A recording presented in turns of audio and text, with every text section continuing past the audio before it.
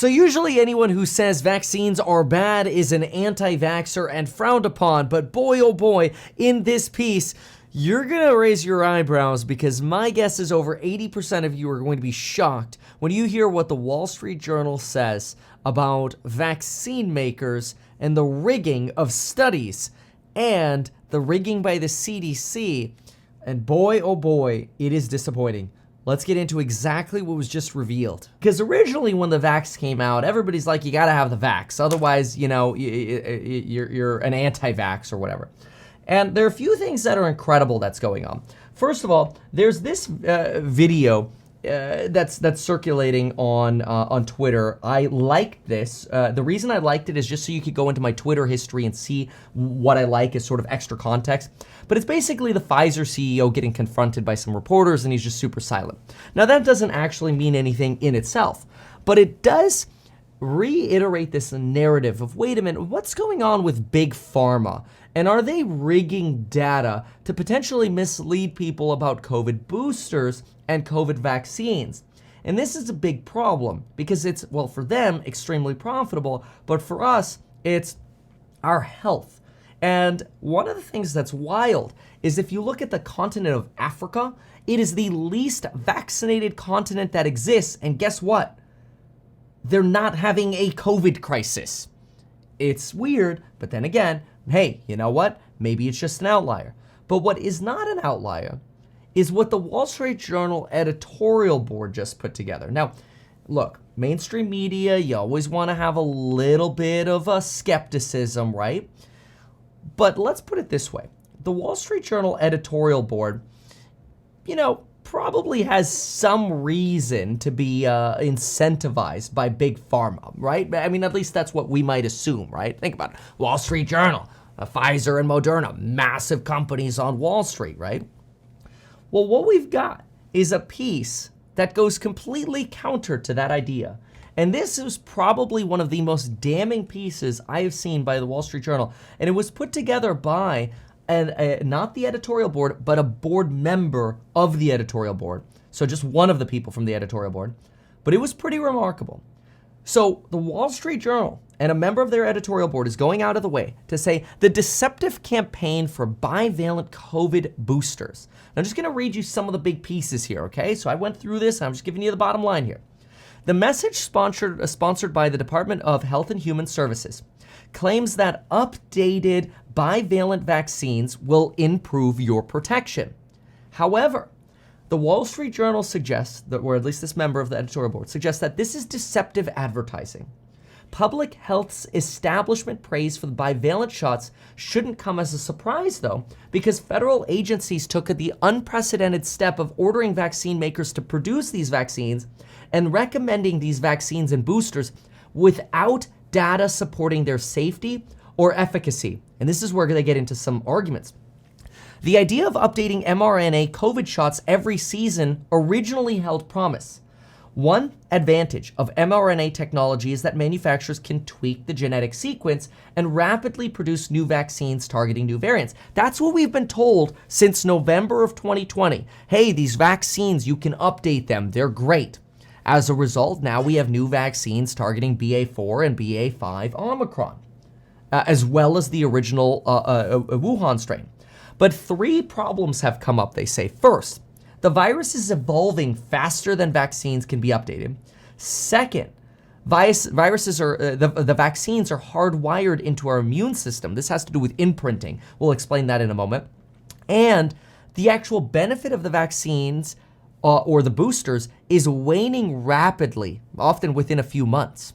Now, this is interesting because two studies have come out this month showing that the bivalent boosters didn't actually do much more than the original boosters to help fight COVID.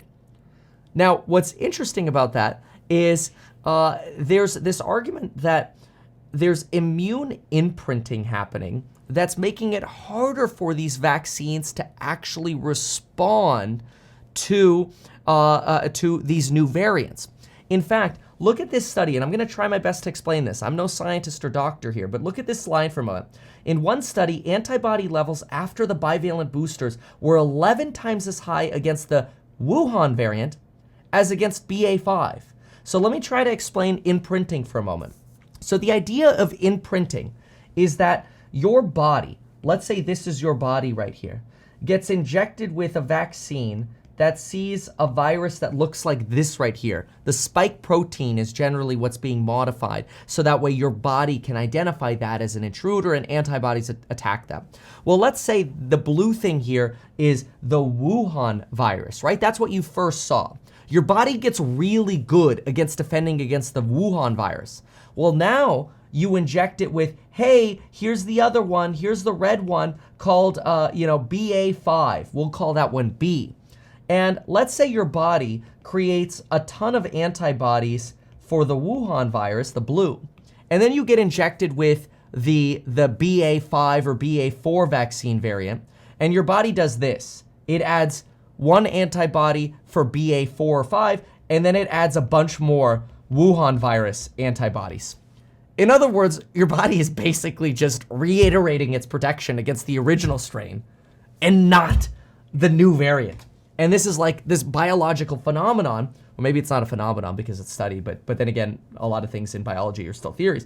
And this imprinting phenomenon, put in a technical phrase, and I pulled this up. I pulled up immune imprinting in the SARS-CoV-2 vaccine design. I pulled this up, one of the studies I could find. You can see the details here, just kind of glossing along a little bit to go a little faster here. But immune printing is a phenomenon whereby initial exposure to one virus strain effectively primes the memory of your body and limits the development of other antibodies or new minor strains. And this is basically suggesting that these new modified vaccines are actually substantially less efficacious against future variants than the original variant. And despite this finding by multiple studies, which the Wall Street Journal is highlighting, listen to this. The studies and the findings contradict what Pfizer and Moderna are asserting. So in other words, the studies are saying the new stuff ain't working. Pfizer and Moderna are like, what are you talking about? It's 4 to 6 times as effective as the original booster. But the Wall Street Journal says these claims are misleading because neither vaccine maker has actually conducted a randomized trial. And when I read this, I'm like, wait, what? Like, you have to do randomized trials to tell us something is safe. And they're not conducting those? Now I'm taking the Wall Street Journal's word for that.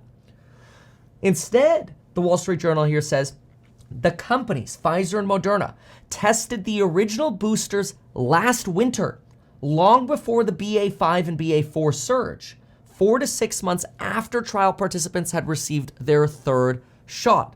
The bivalence, by contrast, began to surge 9.5 to 11, let me go to it, 9.5 to 11 months after recipients received their third dose. A longer interval suggests the shots would increase antibody levels more to a recent injection. In other words, I'm going to try to explain that really quickly. The old studies they were doing to show like sort of a contrast only had like a 4-month interval, and they compared that 4-month interval to shots given 9 months later, which basically says, look, of course, if you've waited longer to get another shot, you're going to see a larger boost in antibodies than if you've recently had one, right? Roughly. The longer interval between shots would increase the antibody boost. The vaccine makers designed their studies to get the results they wanted. This is like scary. I mean, I get it because they're a for-profit institution, right? But I don't want to think that the vaccine makers who are injecting stuff into our bodies are basically rigging the studies. Now, I get it. A lot of you may be like, duh, Kevin, wake up. But like, do we have to be that cynical throughout our lives? And apparently the answer is yeah. Yeah, this is scary. I'm going to read that again. The vaccine makers designed their studies to get the results they wanted.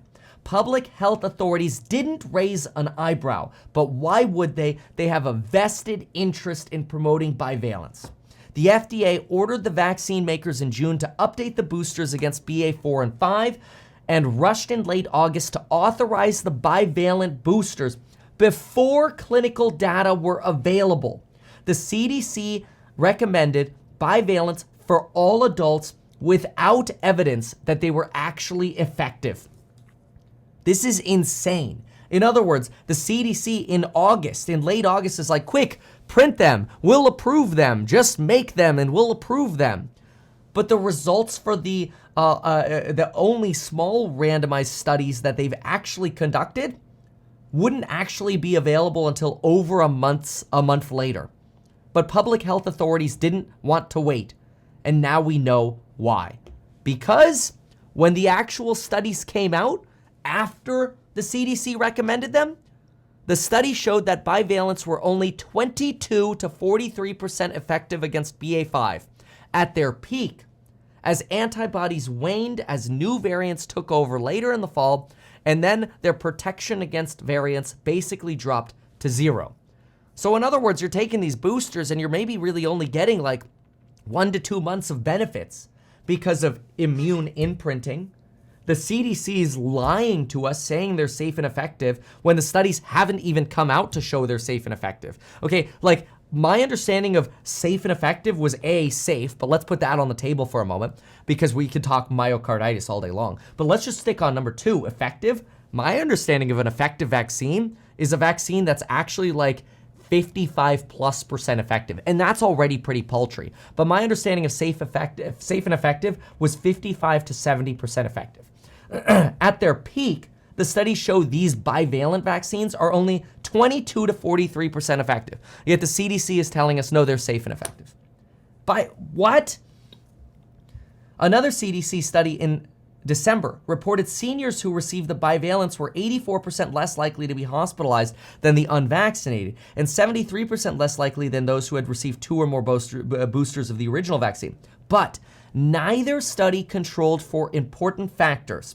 Number 1, the small minority of people who get the bivalents were probably also more likely than those who hadn't to follow other COVID precautions or seek out treatments like Paxlovid.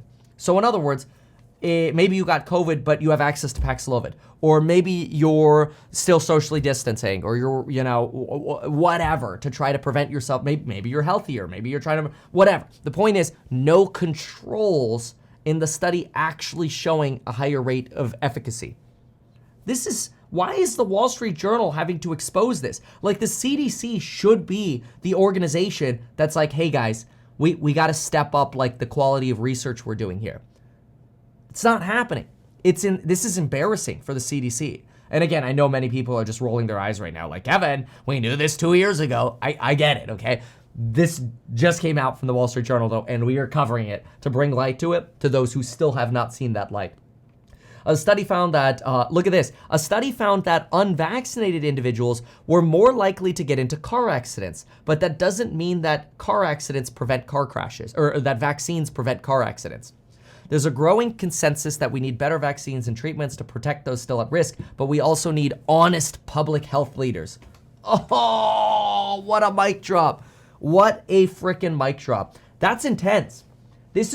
And look, y'all know me as Mr. In the Middle. It's not because I don't want to take an opinion. It's because I believe that most of us want neutral information, stuff that isn't biased to one side or another. And I think that 80% of us can agree that after what we just saw, the CDC sucks ass. Like, that's a pisser, man. That is a pisser. I think 80% of us agree and go, yeah, man, that doesn't look too good. Maybe there's an explanation, but that doesn't look too good. Okay. I think 80+% of us can agree. I mean, maybe even 100% of us agree. But wow. Damning, bad, and disgusting.